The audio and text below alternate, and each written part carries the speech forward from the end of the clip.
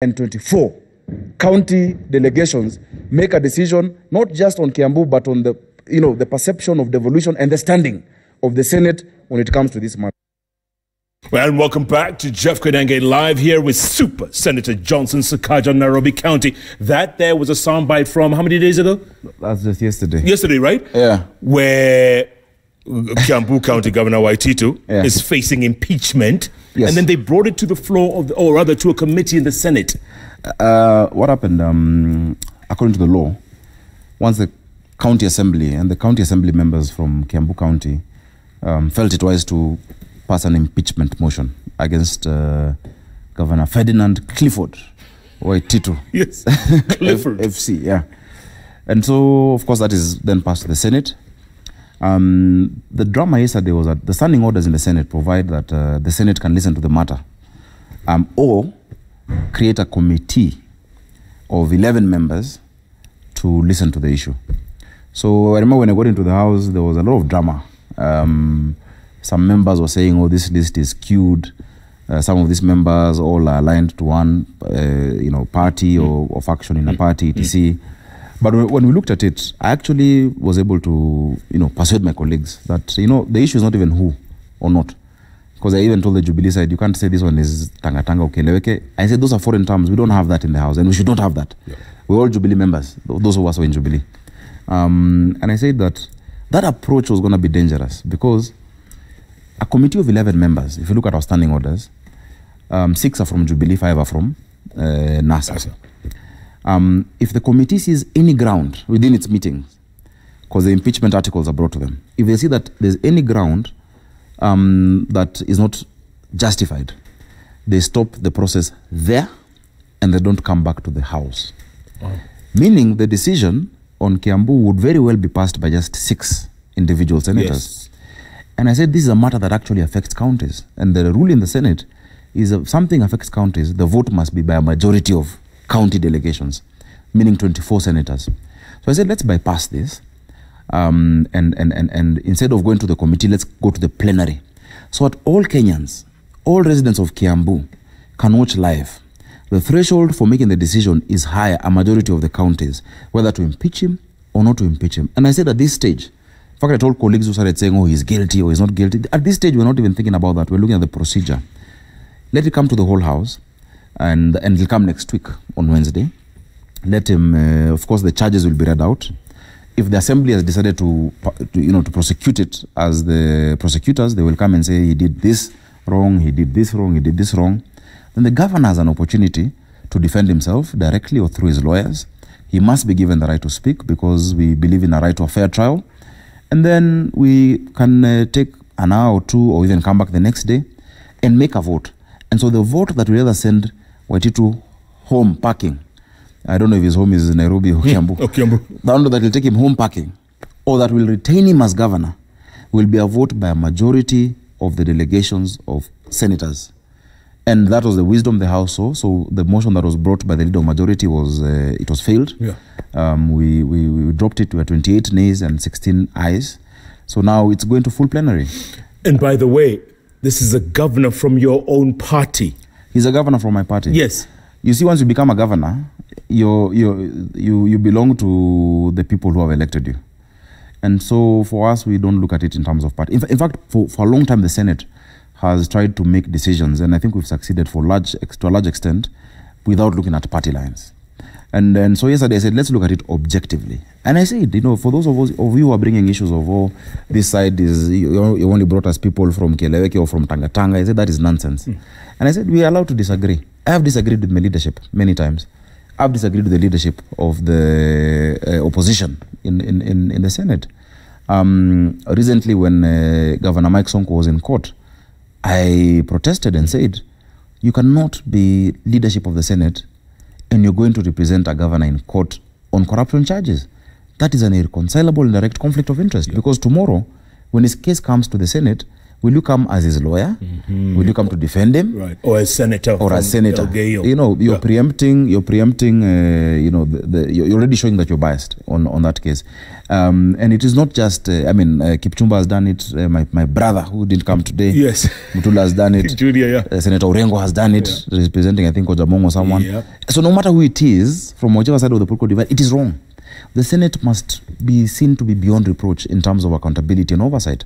You cannot be the senator and you have that conflict of interest, whether with your governor or with any governor for And that. let's face it, if Sonko's case comes to that, Yeah. he'll have to come to the Senate floor, right? And if his case comes to the Senate floor, I will demand that his lawyers, who also are senators, recuse themselves and not participate in that debate. I'll demand for that. Because, and you see, the problem is, they're not just any senators. They're leaders. Yeah. You know, my brother Mtula is a whip. He whips his side. Elgeyo Marakwet senator is the leader of majority. So everyone follows his, he's my leader in the house. So what are you telling people? Oh, it's a party position, is okay. Or so I don't agree with. And so the point is, we said, then as much as we may not, agree on on everything or focus on those party issues, let's look at the Senate as an institution. Kenyans have trusted the Senate, Jeff. There are more petitions being brought to the Senate than to the National Assembly. More petitions, and we've dealt with many of them. It's seen as an objective house. I never thought that when I was in the National Assembly. Yeah. In fact, I think I'm the one who called it Nyumba ya Wazee. I said this is the most regular meeting of retirees, more frequent. Yeah. But when I went there, so some level of sobriety, because we are few, we have more time to engage on an issue. It's easier to have meetings. Your quorum is smaller, and you can go deep into the depth. You look at what this committee by Senator Dulo and I think Wetangula on medical equipment services is doing. They're going to the depth of the matter. Yeah. I have friends in cabinet who've told me when they're called to the Senate, they really prepare. Because they won't be asked ABCD questions. Right. They'll be asked serious questions because we have an excellent secretariat. Our staff is world class. Our clerks, the people who work there, the legal researchers, the budget office, those who run our committees are brilliant. So I said we must now show with Kiambu, not in terms of what the verdict will be, but the process. I've seen people talking about the impeachment process in the Senate of the US. Yes, they have rules: no phones, right? No, chatting. You keep quiet throughout it because it's a quasi-judicial sitting. When the Senate sits on an impeachment, it sits as a court of law, and we're making judgment. By the way, the reason I alluded to the fact that Waitito is from your party is because in Washington D.C., Trump, Republican, you can see the Senate is literally split down party lines, and the Republicans are the majority. So chances are he wouldn't get impeached. I mean, according to most. Of course, Trump won't get impeached, and he's been impeached, but he won't be kicked out of office. The Senate will save him. Let's say that. Correct. And of course, if you look at what Schumer and the rest are doing, they're doing the filibuster drama. We want to bring new evidence because they just want it to go down to to really rub in, put salt onto the wound. Yes. In our case in the Senate, if you look at the past, there've been I think 8 or 7 impeachments before. The voting was never on party lines, because one, it is not about national, it's about a county, and so most of the counties are homogeneous. The MCAs who impeached Waitito are all Jubilee. You get? Because those are the MCAs in that county. Correct. The MCAs who impeached Wambora were all Jubilee. The MCAs who impeached Chepkoni were from one party. In fact, now it sounds like it's a trend. It's only Jubilee that impeaches its people. So when it comes to us, we just look at the issues because the people in those counties are our people as well. So we will not vote on party lines on this one. I assure you. We will not vote on party lines. We will look at the merit of the case. And I want to assure Governor Waitito, as far as I know, and based on the senators I've spoken to, which constitute a large majority of the House, they want to be very objective in this trial on Governor Waitito. And also tell the people of Kiambu, there will be no undue influence. We will do our job with true fidelity to the oath of office that we took as senators. It's about time. Yeah. It's about time, Senator. Yeah, and so the rest of the governors also should watch. This is a wake-up call, huh? Or notice. Call. Yeah, it is. Right? It is, yeah. Well done. Senator, let's take a break, come back. By the way, some MPs are pushing for a clause in the BBI or a referendum for the president to fire his deputy.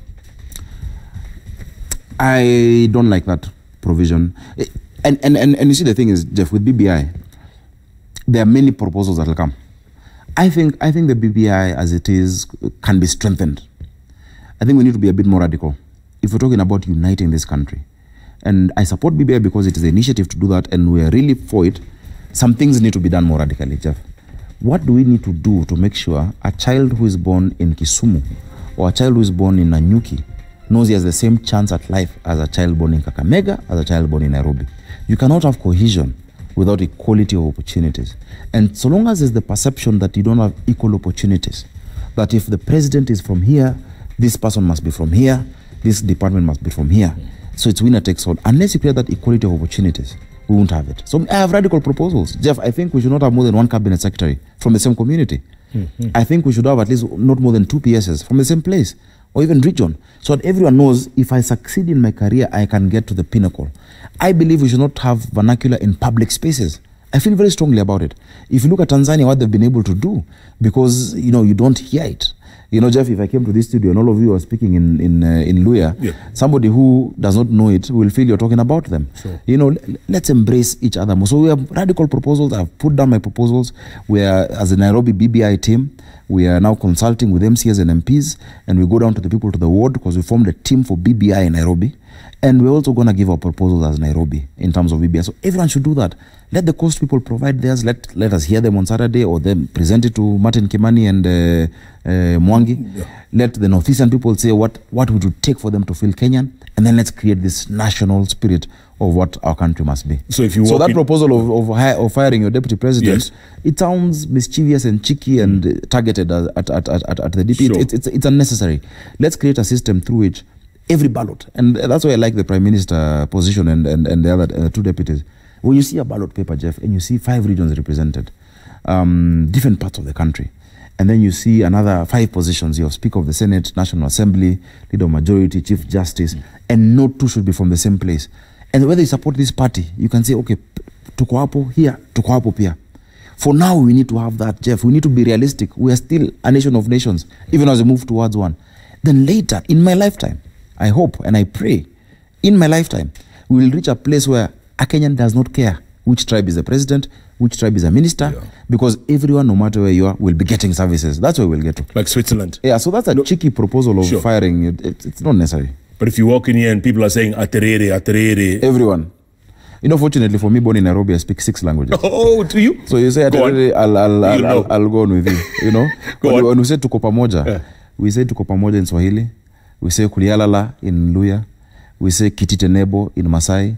We say tuihamwe in Kikuyu. We say one kanyachiel in Luo. We say kimi kibagenge in Kalenjin. We say ngamo tore in Kisii or toreamo. We say in Somali, we say waslajirna. I can go on and on. And that is a word that all of us must have in our minds. Tuko pamoja. And we can also. That is BBI. We are together. We are together. From St. Mary's. Speaking of which, that school of yours that you wear so proudly on your lapel, do you know our group MD was also in changes? Of course. You know this, coach? Of course, coach. What's Shiroru? Can't you tell when you look at him? your job is on the line. But you're not wearing this proudly. I normally wear this or the University of Nairobi one. This one says, nothing but the best. Nothing but the best. Nihil praetor optimum. Yeah. The University of Nairobi is about unity and work. Unitat et labor. I can't say it properly. When you combine that is the ethos we want in this country. Unity and work. And let's aim for the best, the whole best, and nothing but the best. Well done. Yeah. Let's take a break, come back and talk about one of the best that the country ever produced, depending on who you ask. Yeah. Sir Charles. By the way, there's some breaking news we just got in here. Listen to this. 4 people have died in a road accident at Turbo, Lugari. Driver of the truck lost control, collided head-on with an oncoming North Rift shuttle. 3 died on the spot, 1 while undergoing treatment. Thoughts and prayers with all the families. Yeah. Let's take a break, come back. We're going to talk 100 years. Wow, 100. A life well lived. Keep tweeting at Kunanga Jeff, at Citizen TV Kenya, hashtag. Check it live. Check it live. Takes a break. We'll be back. Moment.